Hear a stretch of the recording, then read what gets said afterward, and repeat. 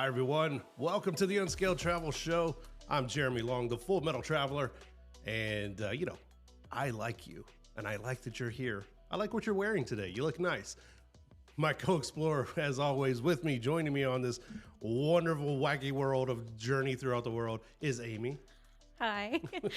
Do you like what I'm wearing today? I do. Thank Lovely. you. As every day. Come on. Every day is sunshine here. You have to say that. No. We are talking about, speaking of sunshine, every day is sunshine. We're talking about wonderful day trips you can take from Las Vegas, where we film and record our show. People don't realize that Vegas is more than those casinos and the entertainment you find on the world famous Strip. We love that place, but we also love to get off of that place, get away from the Strip a little bit. A lot of people don't realize there's so much to see in a 4-hour radius of the city if you're driving. And that's one of the main reasons that we moved here, about a decade ago. Right. We had never really explored much of the west coast of the country. And when we were talking about moving, seeing how centrally located Vegas was to a lot of bigger cities kind of helped sway our decision to move here. Mm-hmm. And since we've been here, we've driven all over the West Coast. We do a lot of weekend trips. We do some day trips. We do a lot of just going out to the outskirts of the city, just hiking trails. We like to get out and see places. And so Vegas is a great location for us to do that. It really is. And, whether you like outdoors type situations, we'll talk about that. Or if you like to explore smaller cities, there are so many you could go explore in this radius. Or if you're drawn by the entertainment and like music options of bigger cities like LA, Phoenix, things of that nature, then, we're going to talk all about those specific kind of groups that you can find. We're going to start with our outdoors adventures because a lot of people don't realize, even Vegas residents don't realize how many places we're actually spoiled to them. Right, right. The very first one, the first two are right near the city. Of course, Hoover Dam is right there. That's a man-made thing, like Lake Mead. Lake Mead is one of those places that a lot of folks overlook when it comes to outdoors, sunshine, boating. Right. It's roughly an hour outside of the city, but you can go there. You can rent watercrafts, kayaks, paddleboards, all types of things. They have a lake beach, but you can spend the day on the water, which is a luxury that you don't really get in the desert many times. And it's right there for anybody to just drive out and hit the water for a few hours or even spend, I think you can camp out there if you want to do an overnight. Mm-hmm. And it's literally an hour away from the Strip. It's a great place to go and spend a few hours for sure. Right next to the city, to the west of the city, is a place that we call Red Rock Canyon. Well, everyone calls it because that's its name. But it has a scenic drive. You don't even have to leave your car if you're on a time constraint or if you're just cruising around. They have a 13-mile long scenic loop. Right. And we've gone out to Red Rock more times than I can count. Mm-hmm. We've done the scenic drive. We've done most of the hikes out there, which is really fun. And it's not even 5 minutes from the city. It's just right there. So you can hop out there in the morning, go for a hike, and be back in the city for lunch if you enjoy nature or if you want to just get out and see some of the beautiful Red Rock Canyon. And while we're on that vein, very quickly, if we're going to mention some national parks, some national forests, Red Rock Canyon, these kind of places, Valley of Fire, you're going to want to get the America the Beautiful Pass. It costs, if you just buy it straight up, it's like $80, but It's good for a year. There are significant discounts if you're a senior citizen or a student. And if you're a part of our military, thank you for your service. But also that America the Beautiful Pass is free. Right. So it'll save you a ton of entrance fees at a lot of these parks if you get the America the Beautiful Pass. You can Google it. And I know we do it every year. Yeah, we have one, and it has paid for itself every single year. And It's not $80 a person. It's per car. Yeah. So for the two of us to drive into the Grand Canyon and to Red Rock Canyon and Valley of Fire, this pass is getting us in every single time. Like Thelma and Louise, we're just going to drive right into the Grand Canyon, which brings up a really good point.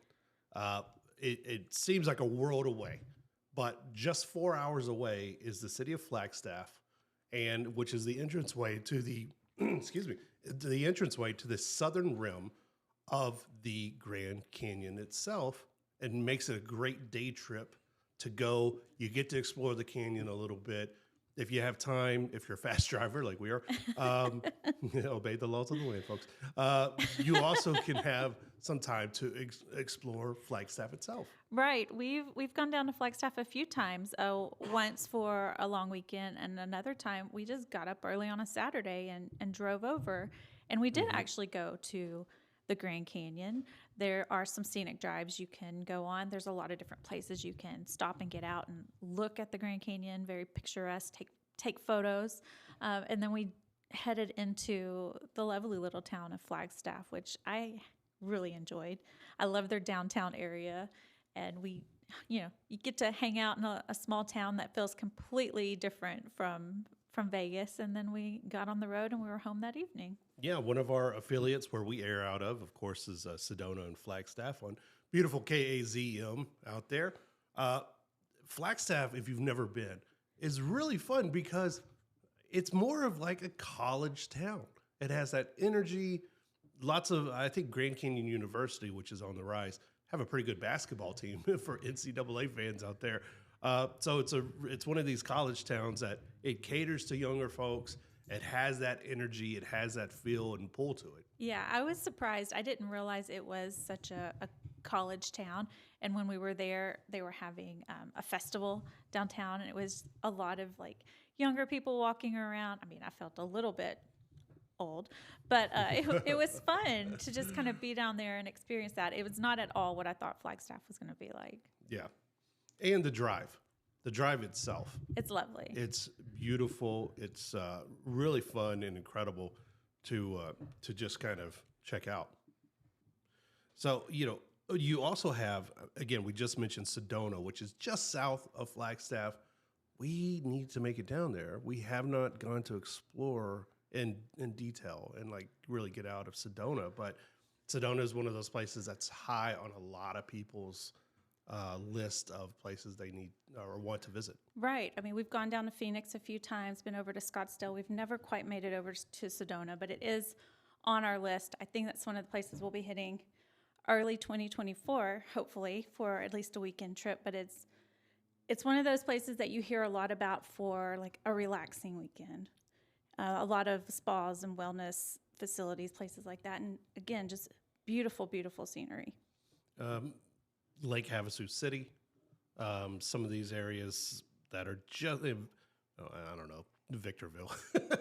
It's Victorville. Like, hey, man, I love my folks over in Victorville, California, but I don't know why I mentioned you. Victorville is a wonderful town. You know what? We need to go explore it more. Usually we're driving through it. We're driving through to LA. Yeah. Like a lot of people do. Hundreds of thousands of people make it through that city every day. I'm sure it has lovely, it's like Mesquite. Right. I've been to Mesquite, which is about an hour northeast of Las Vegas, and it heads you out to Arizona, then to Utah.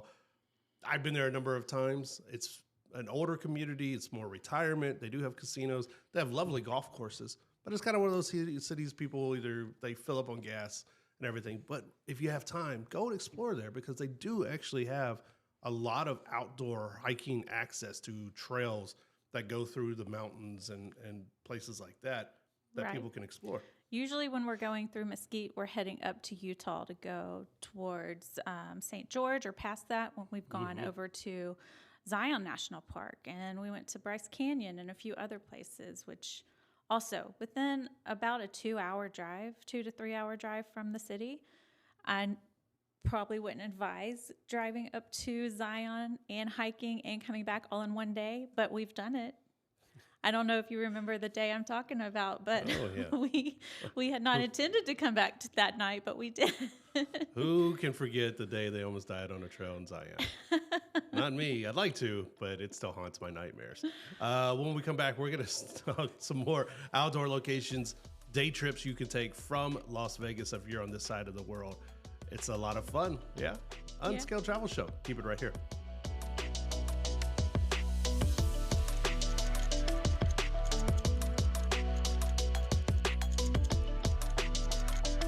Unskilled Travel Show is brought to you by Diamondback Land Surveying.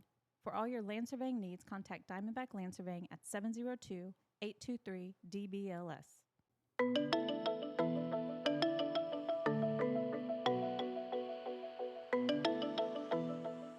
Hi, everyone. Welcome back to Unscaled Travel Show. It's Jeremy Long, the Full Metal Traveler. As always, check us out on our website, fullmetaltraveler.com. We have lovely articles, and you can check out past interviews and episodes, all those things from myself, my co-host Amy here. Yeah, check us out. And we want to give a special shout out to our friends over at Diamondback Land Surveying that support us here locally where we record our show in Las Vegas. For all of your land surveying needs, contact Diamondback Land Surveying at 702-823-DBLS. That's 702-823-3257 or by visiting them online at diamondbacklandsurveying.com. Wonderful people, Trent and Lisa Keenan. Thank you so much for your support. We are talking day trips from Las Vegas. And right now we're talking about more outdoorsy places you can visit. I mean, to the south with Joshua Tree, there's also Joshua Tree is kind of on that max level. We want to stick to about 4 hours of driving max because you want to leave time, number one, to get back to the city. That's what a day trip is. Right. And number two, to explore wherever you're going. And these are kind of on that radius of driving 4 hours in any direction from Las Vegas. So Joshua Tree is on that max, but it is a national park. Yeah. So if you're like me and trying to check off a lot of national parks, go visit it. It's very interesting. The landscape is amazing. Also, we mentioned Grand Canyon National Park, the South Rim. You can also visit the West Rim, which is on Hualapai Indian Reservation land here. It's only 2 hours southeast from the city. This is where the world famous glass arch walkway is. That is terrifying. Yes. That you will never find me on. I'm sorry. Yeah, and you can find a lot of day trip shuttles and things like that from Vegas to the West Rim. If you're in Vegas for a short period of time and you do want to get out and see the Grand Canyon, you can find a ride over there. Hitch a ride. Yeah, hitch a ride for just a couple of bucks and go over there and walk out on that terrifying glass bridge and look out over the Grand Canyon. You will never find me doing that. Sorry. To the northeast, once you leave Las Vegas and once you leave Nevada in general, you're going to pass through Mesquite that we mentioned. You're going to pass very briefly through Arizona, and then you're going to in the gorge. And the gorge, you cannot forget the gorge. You will have a memorable drive through the gorge there. We don't want to spoil that because the beautiful walls and everything else are just amazing to take pictures and stop and look at the.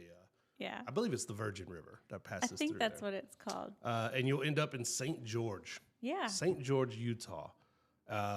There's also the surrounding communities of like Hurricane, and a little further out you'll have Kanab, depending on which part of the country you're from. Yeah.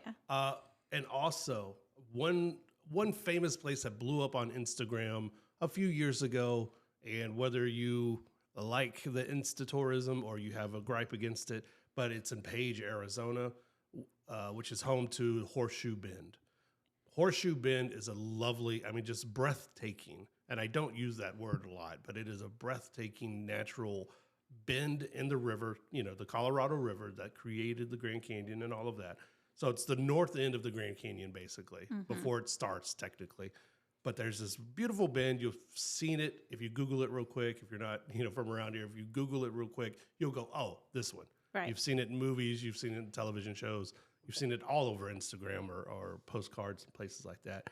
Page, Arizona is where it's home. But there's also on the surrounding Indian reservation lands there, the slot canyons, the Antelope Slot Canyons, which are amazing. They are. We went out to Page for a weekend intending to go see Horseshoe Bend and go do the slot canyons. And so when we were driving out, and there's two different sides to the slot canyons, the upper and the lower Antelope Canyons. And when we went, I think only one side was open. And so we're driving out there, and I remember asking you, where are the canyons? Because you're just looking out over flat land. I did not realize the canyons are actually down in the ground, and you have to climb down a ladder and get in them.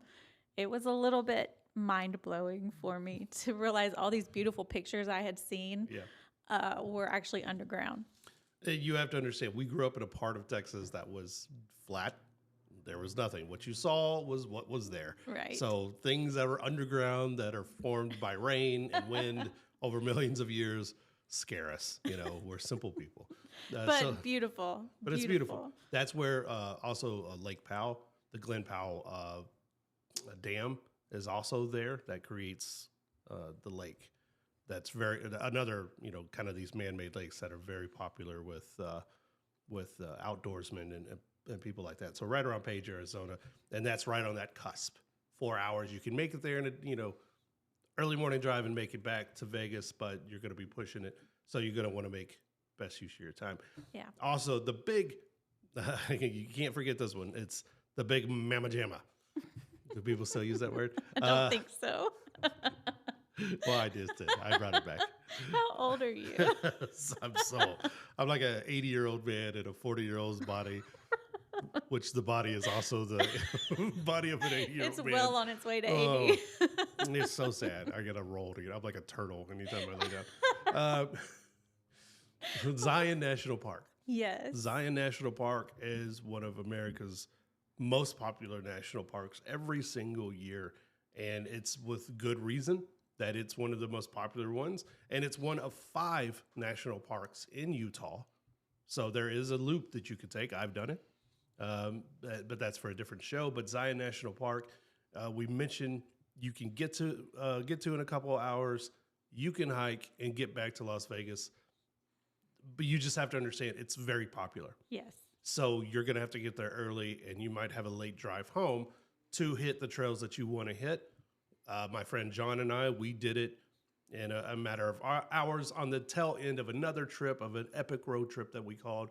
But we hiked and got the permits for a place called Angel's Landing, which is one of the more popular hikes in the entire United States. Millions of people try to get tickets to this thing every single year, and that's why they have a lottery. So just letting you know, just north of that, at the tail end or at the furthest of this radius of 4 hours, is Bryce Canyon. Mm-hmm. And we're going to talk about some of the surrounding communities coming up, but national park wise, Bryce Canyon is also there within a day trip reach of Las Vegas if you plan your time right. And surrounding that whole area is Monument Valley, which you may not know the name, but you have also seen pictures of this. It's kind of the flat land, but then these huge jutting rocks coming out of it. Honestly, when I think of the movie Cars, I think of Monument Valley, even though that's not necessarily what it's based on, but it's that kind of landscape. And so just driving to Zion and Bryce Canyon is this scenic drive that you will enjoy if you like rocks. Yeah. The other park is very famous, and it's to the northwest of Las Vegas, but it's within reach, Death Valley. Right. Death Valley, ever-changing landscape because of the rain and winds and everything else that shape it. Yes, it is a very dangerous park. Yes, people unfortunately do pass away if they don't pay attention to what's going on. I don't know why people go out there during midsummer. It is called Death Valley. Anyway, stay with us. We're going to have more day trips from Las Vegas. A lot of fun. We're having a good time. We hope you are too. It's Unscaled Travel Show. We'll be right back.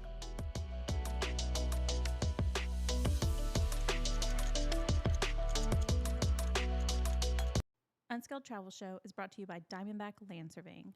For all your land surveying needs, contact Diamondback Land Surveying at 702-823-DBLS.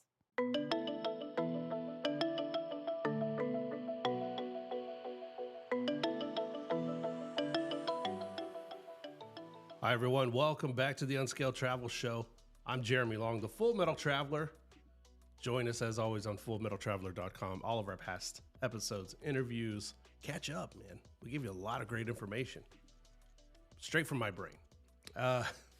Which is a minefield of things.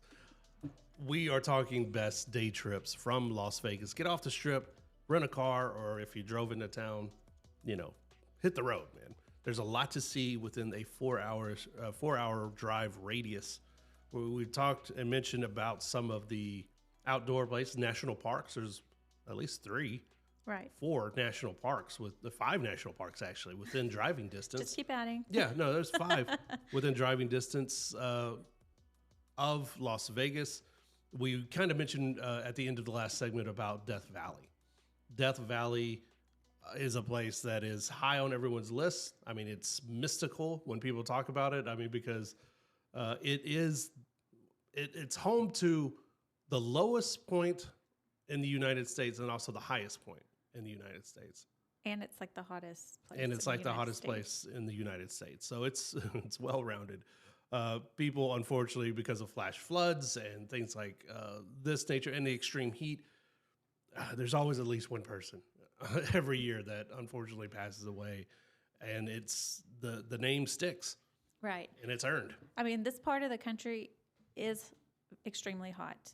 So if you come during the summer, just be aware of that. I mean, we've even made the mistake driving into Phoenix on what ended up being the hottest day of the year and doing outdoor activities. And we were caught off guard by how hot it actually was, because Phoenix is hotter than Vegas. I think it's at a different altitude also. So just be aware if you're going to be out and about in the summer here, you do need to bring water. You will want some type of sunscreen, and you'll probably want maybe some shade. And not just the little bitty bottles of water. We see it all the time, and I want to grab people and be like, you're making a mistake. We see it at Zion National Park. We see it hot, extremely hot days, and you'll see a person with their kid and they got one water bottle, and you don't want to make assumptions, but you're like, you don't have enough water. Right. You don't have enough water. Each person needs at least 3 or 4 liters of water, for a lot of these trails, and they make that mistake, and it ends up.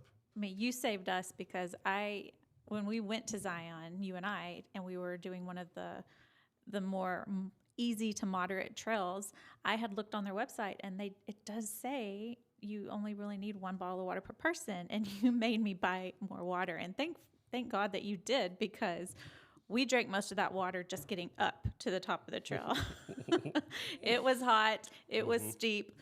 We were not in shape. So we needed all of that water and then some. That's a good point. If you're going to visit some of these places outdoors, especially in the summer times or on those hot days, spring days, fall days, whatever, you're going to go to your limit. Not what your mind tells you could do, not what your heart tells you want to see the top of the mountain. What your body is actually capable of doing, you got to listen to it, okay? Don't get yourself hurt out there. So now we're going to bring our focus in to smaller towns. We've mentioned some of these places: Sedona, Flagstaff, Page, and there are so many. I mean, there's too many to actually name. But if you're going out to Death Valley, which is a couple hours northwest of Las Vegas, you're going to pass through places like Indian Springs, Amargosa Valley, Beatty, the ghost town of Rhyolite, which we've done a lot of stuff on. Pahrump. I don't know how to describe Pahrump to people, but it's there.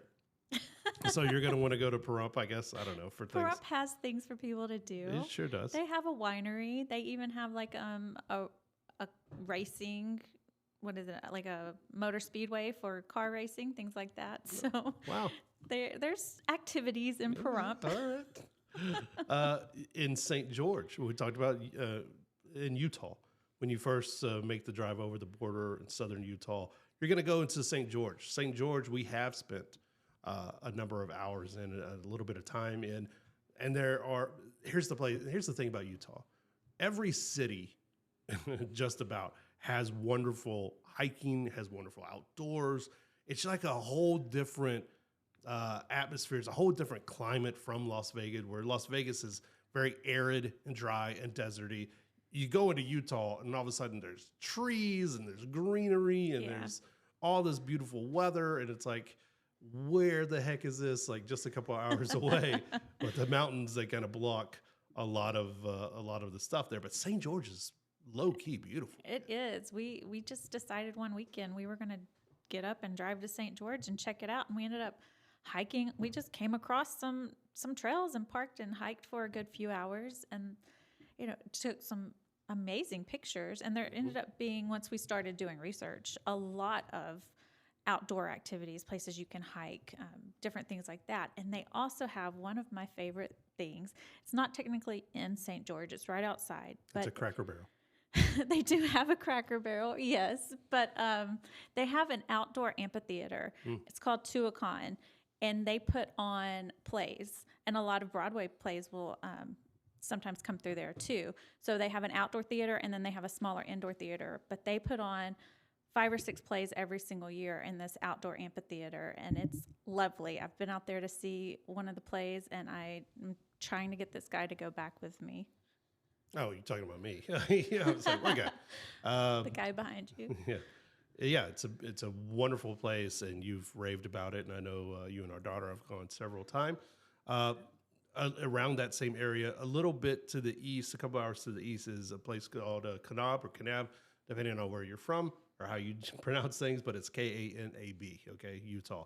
This is the home of, you're going to find a lot of hot air balloon action in the fall, in the fall. You'll see postcards about it. Not too far away from here is a city in an area called Bryan Head, which is very popular. All the winter, I don't know, snow bunnies? I don't know. What do you call them? All the people who love skiing and stuff like that, they love to go up to Bryan Head. It has a beautiful, area surrounding it. It has wonderful lifts and mountains and all kinds of slopes. Yeah, it's only about 2 hours from here. And once we start getting into that winter season, you start seeing a lot of signage and advertisements for Bryan Head, and people will start heading up there for the weekend to go ski, even though we do have skiing right outside of Vegas on Mount Charleston, or is it Lee Canyon? Mm-hmm. But a lot of people will head up to Bryan Head to go skiing. So if you are into winter activities, the Vegas area is also pretty good for that too. If you want to catch the weather, so if you're a leaf peeper, I always say, it sound weird saying that. If you're a leaf peeper, places like Duck Creek in Utah, Cedar, surrounding areas around Cedar City, which is right there next to Bryan Head. These kind of areas, these smaller towns, they're beautiful just to explore. They, have that small town feel. Usually they have that smaller downtown area with just like mom and pop shops. And so you want to go shop local, right? Go spend your dollars local, and they'll have the little diners and everything you can post up at, get some good food, and not just McDonald's, of that nature. But all those back roads that lead you over to Duck Creek, that lead you over to Cedar City and Bryan Head, explore. Go and explore. Be responsible. They do get some heavier snow in the wintertime, so be careful. Bring your snow tires or your snow chains, But, explore, have fun around there in Utah, and you'll have a really good time and find all kinds of places that we probably didn't even talk about.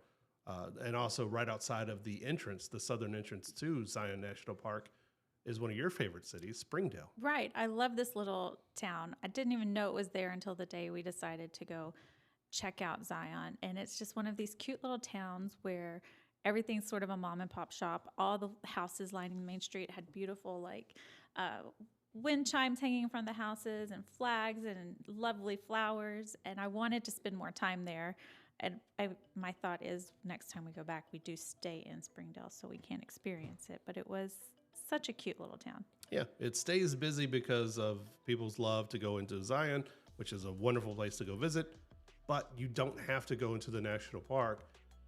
Springdale is full of adventure just right there waiting for you. So keep it right here. Unscaled Travel Show. We'll be right back. Unscaled Travel Show is brought to you by Diamondback Land Surveying. For all your land surveying needs, contact Diamondback Land Surveying at 702-823-DBLS.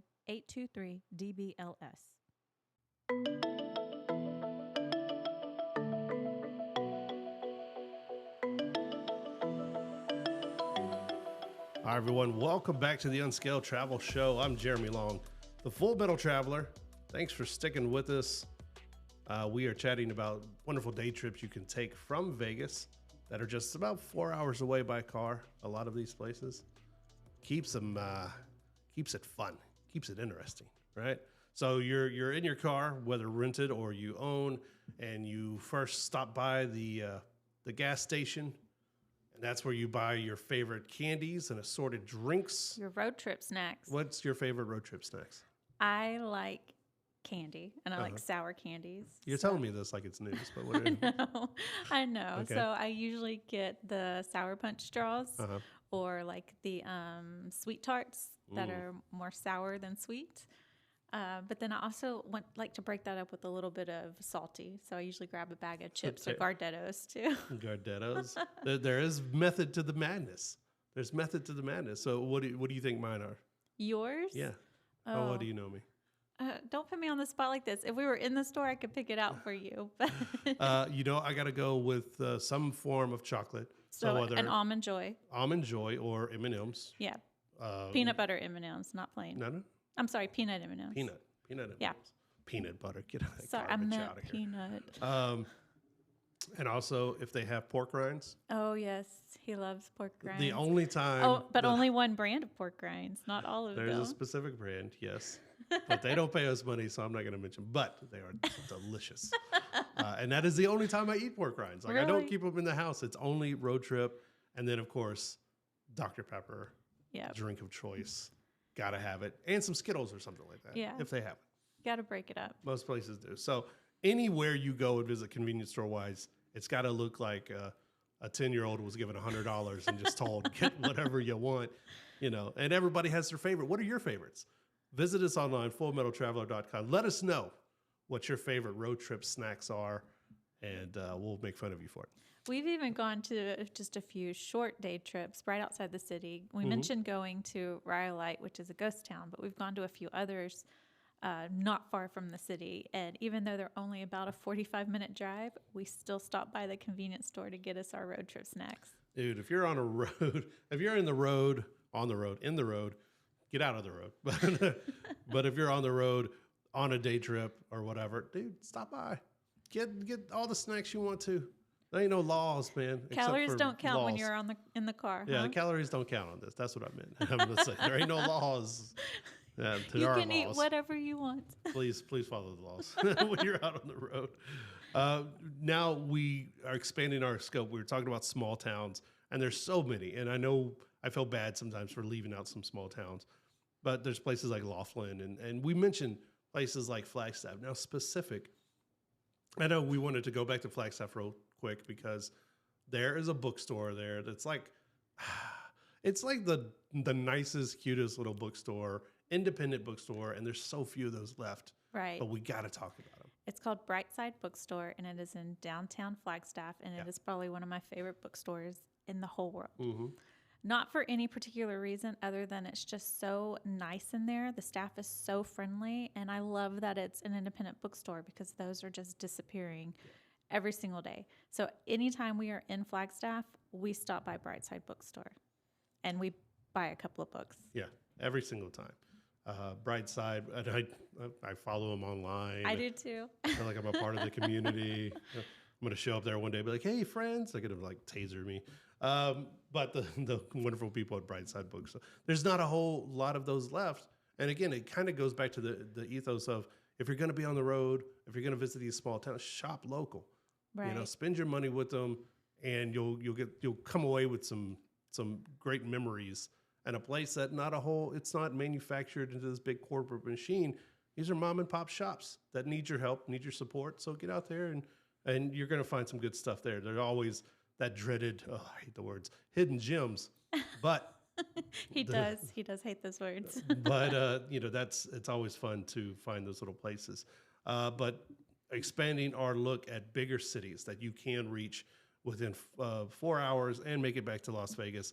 First one we visit a lot is Phoenix. Right. We've been to Phoenix at least 5 times. Yeah, and we could do an entire show about what there is to do in Phoenix, but some of our favorite things, we often drive down there for like music concerts and athletic events. Yeah, we've seen a few concerts in Phoenix. More than a few, yeah.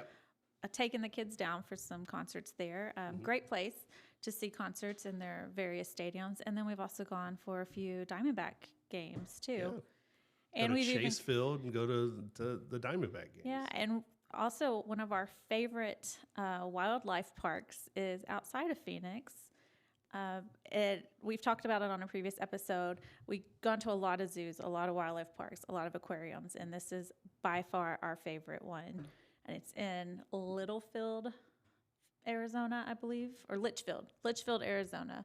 So look it up. It is the something wildlife park, and it is much bigger than you would expect, and probably the most active we've ever seen animals in a zoo-like setting. Yeah, it is. I mean, it's called the Wildlife World Zoo Aquarium and Safari Park. That's a mouthful. That is a lot, but it's a ton of fun to go check out in Litchfield, right? Right So- outside of Phoenix. There you go. Wildlife World Zoo, Aquarium, and Safari Park. Sorry, I had to look. It was driving me crazy. But another cool place in Phoenix, if you're into music, the Musical Instrument Museum, which is in North Phoenix. Crazy fun place to visit. So interesting. It was. Yeah. We just stumbled across it, and we had our kids with us after going to one of the concerts, and we thought, kids like music, let's go into it. I was not prepared for how much stuff was going to be in this museum. Yeah. I think we were there for 3 hours, and we didn't even get through half of it. So I would suggest, if you're going and you don't want to spend the entire day, look at the map and try to figure out what eras of music you're interested in their instruments and like what regions, because it starts with like the very first known instrument ever, and you kind of wander through, and then you end up on the top floor with the more current instruments. So a lot to see, but it is really, really cool, and even our kids thought it was awesome. The other major city you can reach, I'll tell you real quick about Phoenix. You don't realize how vast Phoenix is. Phoenix proper and the surrounding metroplex is ginormous. Right. It's like Houston or LA. You will spend hours crossing it or getting to where you're going, man. I didn't realize that the first few times we went and visited just how vast it really is. Right. And it's blown up, and it's like gotten bigger and bigger over the last decade or so. And we've been to Scottsdale a few times, which is its own city, but is basically next to Phoenix. Yeah. And if you're into golf or resorts, Scottsdale is a great place to go. And it's right there, right outside of Phoenix. So you can fly into Phoenix and then just about 30, 45-minute drive from the airport. Actually, I don't even think it's that far. I think it's more like 20 minutes. And you can be right in Scottsdale. And it's these beautiful Southwest resorts, golf courses, a lot of man-made lakes, things like that. Finally, is Los Angeles. You can't do a show like this and not talk about LA. LA is like Vegas in a sense that people either love going to LA, they see everything cool about it, or you have a dislike for LA. Right. You don't like the traffic, you don't like the whatever, name a reason. But, LA is drivable. It is somewhere we've been several times, gone for a day or a quick overnight trip, and come back to Vegas. And there's so much inside of LA and the surrounding communities that we could just do an entire show about LA every single week and never run out of material. It's one of those kind of places. But some of our favorite places to visit, like Long Beach, going down to the Queen Mary. And this is also where you're going to have a lot of Carnival Cruise Lines and places of that nature. Had some amazing street food in Long Beach. Amazing street food. And it's also, if you, again, sports fan, the Anaheim, Los Angeles Angels of Anaheim, or whatever they're called now, is a Major League Baseball team. Of course, the Dodgers and the Chargers in the NFL, and all of these teams. So if you're a sports fan, boom, it's within distance. I know tons of people that make the drive because they're fans for some reason of like the Chargers. And they go down there and watch a game and come back to Vegas. And some of our favorite places are like Pasadena. Right. Hollywood. We just went to Hollywood for the first time. We've been to LA so many times and had never actually gone to Hollywood. And so we made an effort to go a couple of months ago and take pictures of all those stars on the sidewalk and go to the famous theater and see the handprints in the concrete cement, whatever it's called. It was really cool. We made an effort. That's all it requires of you. Unskilled Travel Show. We'll see you guys next time.